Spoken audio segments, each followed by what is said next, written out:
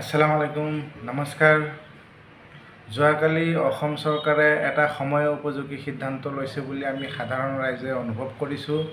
যিহেতু আমাৰ এটা মূল সমস্যা, অসমৰ জনসাধাৰণৰ দুখীয়া ৰাইজৰ এটা মূল সমস্যা আছিল যে মূল্য বৃদ্ধি। আৰু এই অসম চৰকাৰখনে এটা সিদ্ধান্ত লৈছে যে যি বজাৰ হাট ঘাট আদিৰ টেণ্ডাৰসমূহ নিষ্পত্তি কৰা হয়, যিহেতু উচ্চ মূল্যত, গতিকে উচ্চ মূল্যত এই নিষ্পত্তিসমূহ কৰিলে আমাৰ জনসাধাৰণ ৰাইজে আমি অধিক কৰ দিবলগীয়া হয়।